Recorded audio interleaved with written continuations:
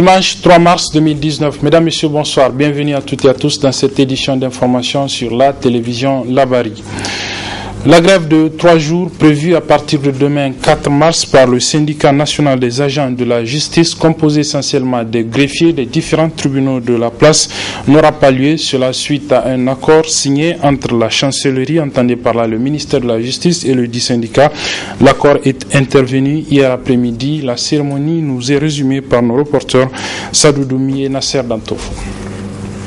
Point de préavis de grève pour le syndicat national des agents de la justice SNAJ. Les 13 points inscrits dans leur plateforme revendicative ont, à travers le comité paritaire de négociation mis en place à cet effet et sous la médiation du bâtonnier de l'ordre des avocats et son dauphin, trouvé des propositions constituant ce présent protocole d'accord signé par les deux parties. Occasion pour le représentant du ministère de la Justice de remercier tous les acteurs ayant contribué à l'aboutissement de ce protocole d'accord. Après plusieurs séances de négociation, nous voici aujourd'hui au terme de ces pourparlers.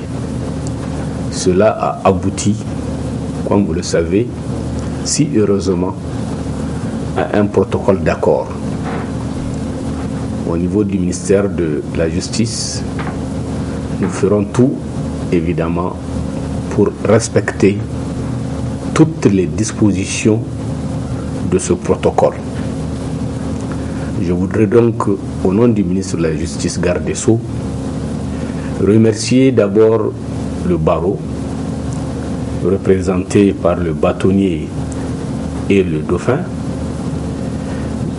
pour s'être automatiquement autosaisie de cette question pour engager des négociations entre les deux parties, en l'occurrence le ministère de la Justice et le SNAJ.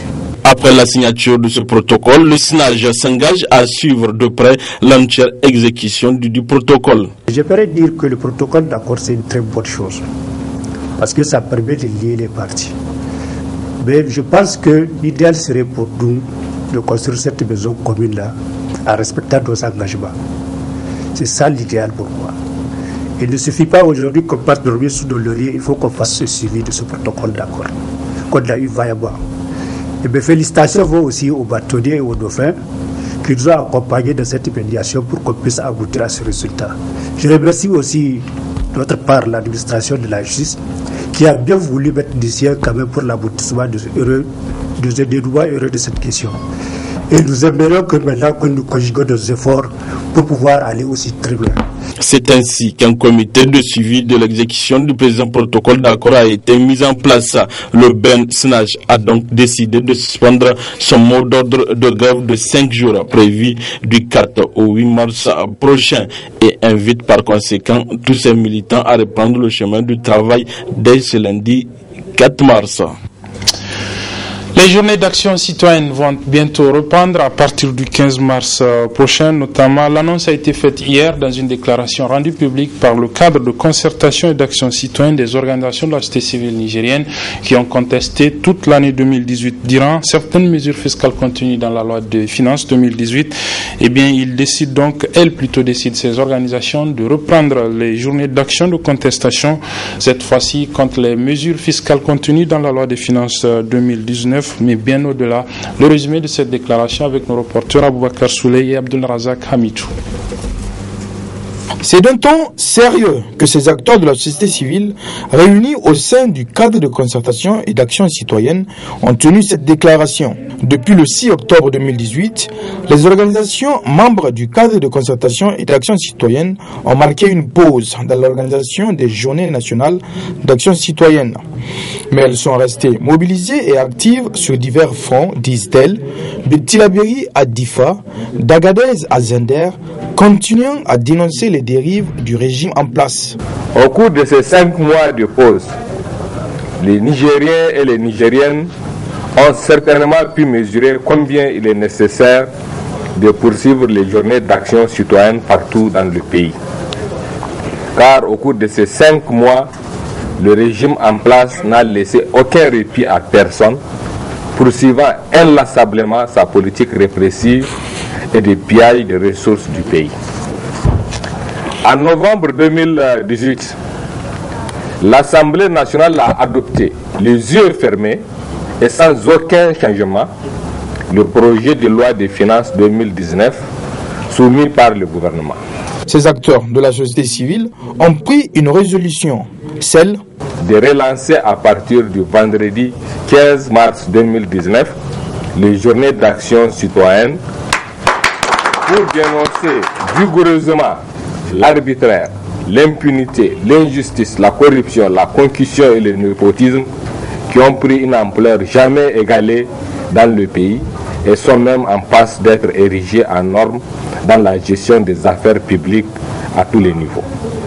Les atteintes aux droits économiques, sociaux et sociaux des citoyens à travers notamment des mesures de déplacement forcé des populations, l'interdiction et la criminalisation d'activités économiques légales, la confiscation et la destruction sans indemnisation des biens privés, la destruction sans indemnisation des installations commerciales dans les centres urbains, les obstacles et restrictions à la libre circulation des personnes, l'expropriation sans indemnisation préalable, etc., la dégradation des conditions de vie des populations nigériennes, tant dans les villes que dans les campagnes, la dégradation de la situation sécuritaire dans le pays.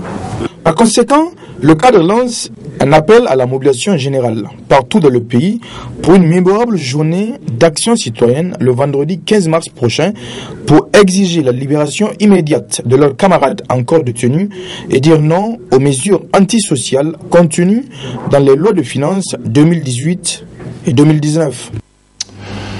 Parlons à présent de la dégradation des voies dans la ville de Niamey. Les voies pavées notamment, elles sont dégradées un peu partout dans la ville de Niamey sous le regard des autorités de la ville de Niamey. Le constat dans ce reportage de Cheibou Guisso et Hamza Sakou. Construit à grands frais par le contribuable pour faciliter l'accès à certains quartiers, ces pavés sont malheureusement de nos jours dans un état dégradant. À l'image du pavé Château 8 et celui du nouveau pavé Dar es Salaam. Cette situation s'explique par le manque d'entretien. On peut toutefois voir, c'est-à-dire la mauvaise utilisation des isaillés. C'est-à-dire les gens ne sont pas prudents dans leur conduite et du coup ça provoque la dégradation de ces pavés. En plus, les autorités, ils en ont comme tâche de très vite intervenir lorsque ces dégradations débutent parce que dès que ça commence à débuter, il faut vite envisager des solutions. Car plus le temps passe, plus la dégradation elle augmente. Donc les gens doivent songer à bien l'utiliser. Plus de cela, l'État également. Parce que ce qui est utilisé régulièrement, ça ne manque pas de défaut. Donc dès qu'on constate un défaut, il faut très vite intervenir. La population crie derrière le gouvernement ou bien l'État. Il faut qu'elle leur amène un coup de main par rapport à l'entretien des voies.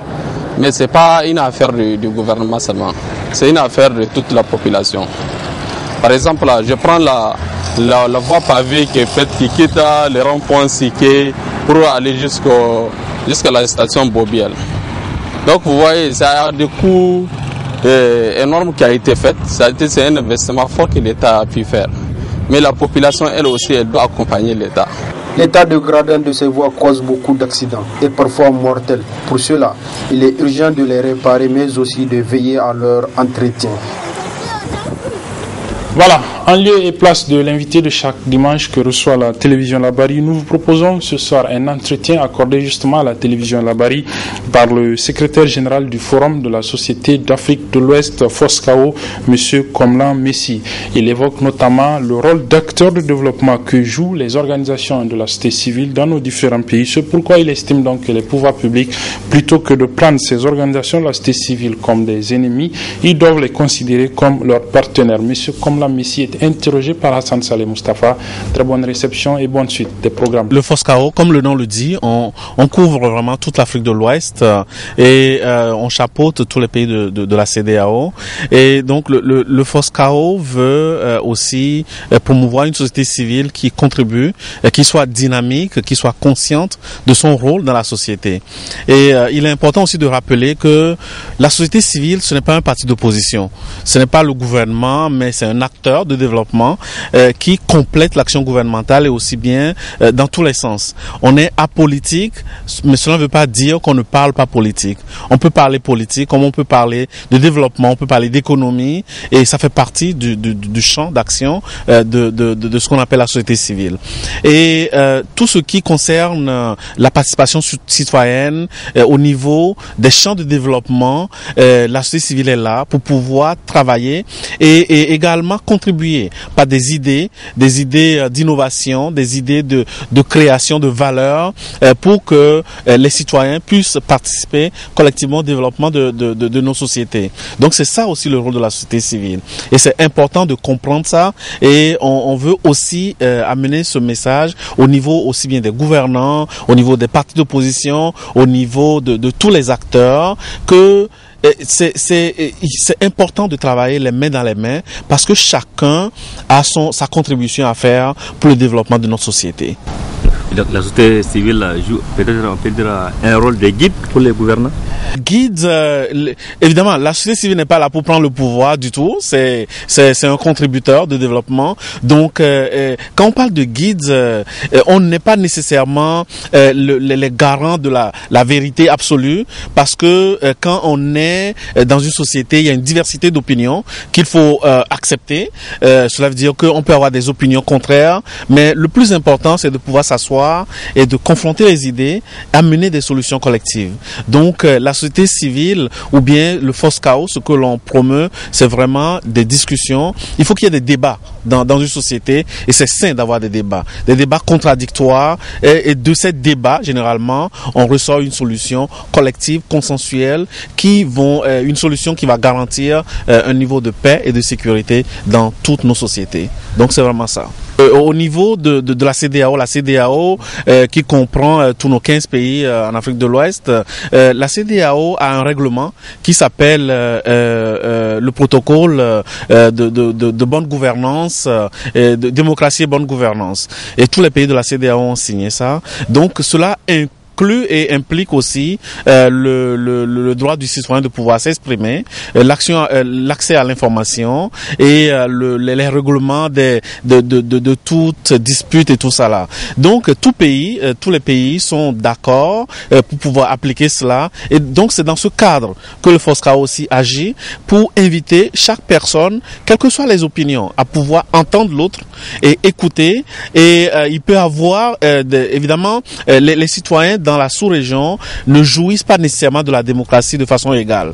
Dans des pays où il y a on a ce qu'on appelle la liberté d'expression est beaucoup plus ancrée comme pratique ou bien tradition dans certains pays plus que d'autres. Si on prend l'exemple du Sénégal, quoique ce n'est pas parfait, ou bien l'exemple du Ghana ou bien d'autres, il y a des débats contradictoires. Donc nous encourageons aussi bien les gouvernements, les partis d'opposition, chaque acteur de la société à ancrer ce protocole que les pays ont signé.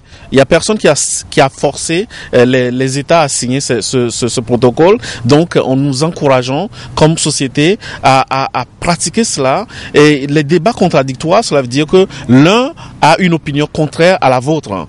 Et donc il faut pouvoir réfléchir et trouver comment est-ce que on peut accepter la diversité et l'inclusion sociale. Et c'est ça qui va faire que nous allons avancer, qu'il y a de la créativité, parce que une société où il n'y a pas de liberté ou de règles, la liberté ne veut pas dire non plus une anarchie. On s'entend très bien là-dessus. Donc, à l'intérieur de ces règles, quand on arrive à travailler ensemble, on arrive à créer, à innover, c'est ça qui amène le développement, c'est ça qui amène l'inclusion sociale, parce que une personne frustrée est une personne potentiellement qui va générer ou bien qui va gêner la paix sociale. Donc, c'est important de pouvoir laisser les gens s'exprimer, respectueusement évidemment, en respectant les lois et les règles en vigueur, et faire en sorte que la société puisse avancer de façon inclusive. Oui, donc vous pensez que vraiment la lutte de la société civile a contribué à changer la gouvernance de nos États, dans nos États respectifs? Bon, généralement, la société civile dans tous les pays, dans le monde entier, est un peu comme un chien de garde pour l'application de certaines choses. Il y a dans plusieurs pays où on dit que parfois le pouvoir peut droguer ou bien peut monter à la tête dans plusieurs pays. Alors, les citoyens sont là et la participation citoyenne est importante et c'est sain dans une démocratie. Tous les pays qui se réclament de pays démocrates appliquent cela, et donc c'est important de pouvoir s'exprimer, mais il y a des règles pour pouvoir faire ce genre de choses.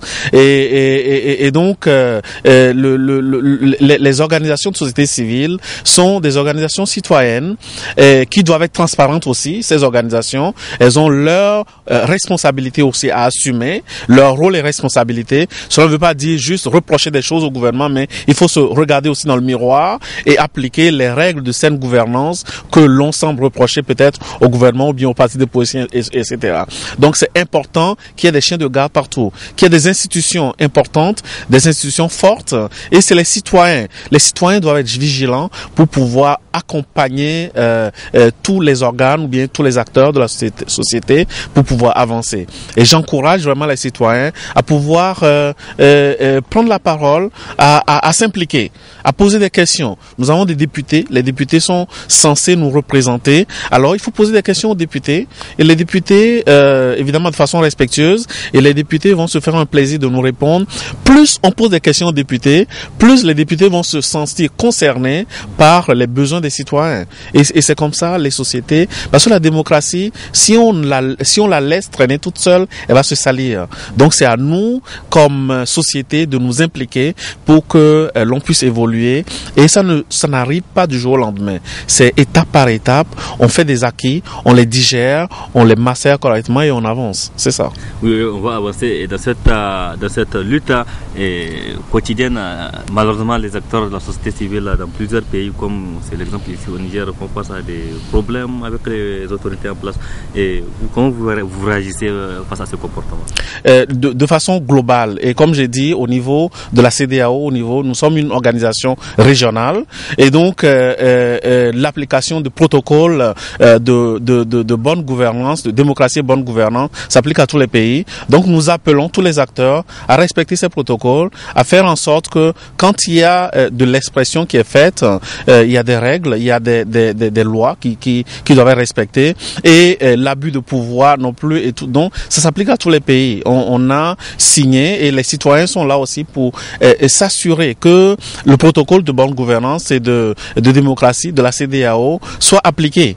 Donc, et ça, dans le cas d'espèce, on espère et on en appelle aussi à tous les acteurs de pouvoir respecter ce protocole, qui est notre protocole à nous tous comme citoyens, et pour que la paix puisse continuer, et puis la paix et la sécurité puissent continuer dans nos pays, et le développement économique évidemment. C'est ça. Donc certainement vous regardez de loin un peu ce qui se passe ici sur le plan social ici au Niger, notamment le combat des acteurs ici au plan national, et comment vous appréciez la façon dont ces acteurs agissent? Bon, vous savez, quand il y a de l'implication sociale ou bien de l'implication citoyenne, c'est sain pour une démocratie. Et donc, et la maturité démocratique de tout pays implique, comme le protocole de la CEDEAO le dit aussi, que chacun puisse accepter l'opinion contraire de l'autre. Et la gestion de la diversité et la gestion des minorités, la gestion de l'opinion contraire, c'est ça qui amène une maturité collective au niveau démocratique. Donc, quand on a la liberté d'expression, il faut la gérer correctement, parce que ce n'est pas du chaos non plus qu'il faut promouvoir. Et dans ce sens, tout ce qu'on doit se faire dans un cadre légal. Et quand on parle de cadre légal, ça implique également d'éviter des abus de pouvoir et d'éviter aussi des insultes gratuites de part et d'autre. Donc c'est un équilibre, c'est un équilibre très très fragile qu'il faut continuer de gérer, et chaque personne qui s'implique, évidemment, s'implique parce que il a une conviction, la personne a une conviction, et cette conviction, exprimons-la de façon à ce que dans le cadre dont on a parlé, et pour que l'on puisse avancer. Mais c'est important de voir à ce que l'on ne puisse pas brimer la liberté des citoyens, et c'est ça ce que le cadre et le protocole de bonne gouvernance et démocratie de bonne gouvernance de la CEDEAO promeut. Et c'est la CEDEAO les États de la CEDEAO qui ont voté cela, ratifié cela, et c'est implanté. Et il appartient aussi aux citoyens de questionner leurs députés par rapport à l'application des protocoles et puis des choses qui sont signées par nos États. Oui, monsieur Komlan, quel message avez-vous adressé à l'endroit de certains chefs d'État qui voient les acteurs de la société civile comme des principaux opposants?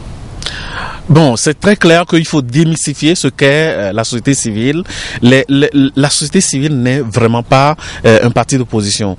Ça fait partie des acteurs non étatiques, et la société civile n'est pas là pour prendre le pouvoir. Les organisations sont là pour compléter l'action gouvernementale, par exemple, au niveau du développement, au niveau des droits de l'homme, au niveau de l'implication économique, développement économique et tout, par exemple au niveau de la santé, agriculture, changement climatique. Donc, la société civile est une composante fondamentale pour le développement d'un pays. Et donc, il ne faut pas les négliger. Et ce n'est pas parce que la société civile n'est pas la société civile est apolitique, mais on parle politique. Et comme tout citoyen. Alors, et encore une fois, la gestion de la diversité, la gestion des opinions contraires est fondamentale dans tout cet équilibre qu'on veut créer et qu'on veut entretenir dans notre sous-région. Donc, et dans tout ça, l'abus est à proscrire, l'abus de pouvoir ou l'abus de tout. Donc, comme j'ai dit, nos citoyens dans la sous-région ouest-africaine jouissent de la démocratie de façon très inégale. Et donc, c'est le rôle des citoyens aussi de pouvoir élever le débat et de pouvoir faire en sorte qu'il y ait ce qu'on appelle en anglais une forme de awareness, ou bien une forme que les gens soient au courant de ce qui se passe, et petit à petit les équilibres se refont, et il peut y avoir abus ici aujourd'hui, on apprend des leçons de ça, on revient pour que les gens puissent se parler, les gens puissent dialoguer. Il faut se parler. Si on ne se parle pas, on ne peut pas se comprendre. Et parfois, évidemment, l'année passée, c'était l'année de lutte contre la corruption. C'était le thème de la lutte contre la corruption pour l'Union africaine. Et il y a eu énormément de débats là-dessus, énormément de travaux et de recherches là-dessus. Et ce n'est pas parce que l'année 2018 est terminée que la lutte contre la corruption est finie. Donc, c'est un travail continu dans un cadre organisé, structuré. Et cette année, il y a un autre thème au niveau des migrations, au niveau des gens en mouvement, en déplacement et tout ça. Donc, c'est à nous, citoyens, encore une fois, de nous lever et de travailler avec tous les acteurs sociaux, cela veut dire tous les acteurs gouvernementaux, les acteurs de l'opposition, et pour arriver à apprendre à travailler ensemble. C'est surtout ça, apprendre à travailler ensemble malgré nos opinions contraires. C'est vraiment ça. Okay. Ouais. Dans un pays comme le Niger, est-ce qu'avoir un nombre élevé de structures de la société civile est un avantage ou un inconvénient? Ben, vous savez, les sociétés s'autoréglementent. Hein. Il y a un équilibre parce que il y a une démocratie. On sait que il y a une liberté d'association. Vous allez voir un foisonnement d'associations, d'organisations non gouvernementales, etc. Il y en a qui vont survivre. Il y en a qui vont mourir tout seuls de leur belle mort. Donc, et c'est normal que au début d'une démocratie qu'il y en ait plein, et après ça se régularise tout seul. Et c'est l'évolution normale d'une société, et parce que certaines organisations peuvent ne plus continuer de justifier leur pertinence parce que soit elles se gèrent mal, ou bien parce que parfois il y a des acteurs aussi qui peuvent être corrompus, et donc qu'on puisse les mettre de côté, etc. Donc la société se rééquilibre pour que se dégagent les organisations qui sont pertinentes, et pertinentes par l'action qu'elles mènent, pertinentes par la valeur ajoutée qu'elles amènent à la société, par les services que ces organisations rendent à la société et aux citoyens. Parce qu'à la fin de la journée, chaque citoyen veut vivre en paix, vivre dans la prospérité, et encore une fois, la CEDEAO veut une société prospère et en paix. Alors, si on veut une société prospère et en paix, il faut cette liberté d'action, liberté d'entreprendre, liberté d'association et le foisonnement des organisations de société civile. C'est aussi de l'entrepreneuriat social. Hein. Les organisations de société civile, parce que souvent, c'est des organisations qui n'ont pas beaucoup de moyens, mais qui arrivent à générer des services pour les citoyens ou compléter l'action gouvernementale. Donc, c'est aussi à encourager et c'est sain pour une société d'avoir des opinions contraires, d'avoir des opinions, des débats. Un débat de société, c'est toujours sain. C'est toujours sain. Et sinon, ça peut arriver à la dérive si on n'a pas de débat contradictoire.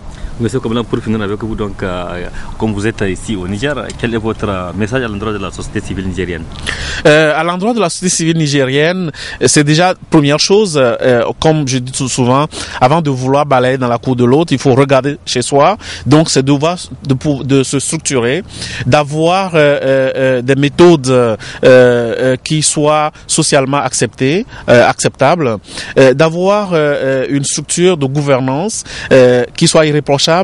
Une fois qu'on nettoie dans notre cour, là, on peut questionner les autres aussi pour voir, voilà, et souvent, quand il y a le budget gouvernemental ou bien quand il y a une action au niveau de la santé, lutte contre, je sais pas, la malaria, lutte ou bien changement climatique, des choses comme ça, la société civile peut travailler, s'impliquer, également dialoguer avec le gouvernement, dialoguer avec les partis d'opposition pour arriver à un consensus ou pour pouvoir travailler ensemble. Quelles que soient les opinions, c'est important de pouvoir travailler ensemble et c'est ça qui dégage le développement.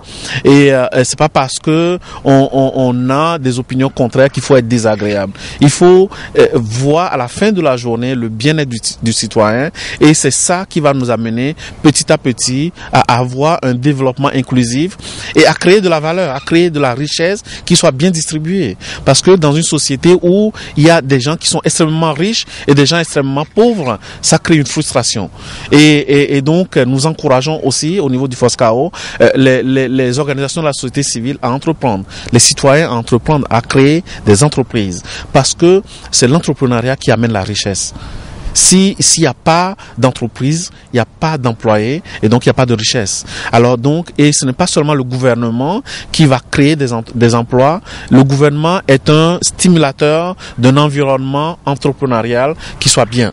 Maintenant, les citoyens, c'est à eux de créer des entreprises, développer des idées. Et ce n'est pas normal que tout ce qu'on mange dans un pays, qu'on les importe.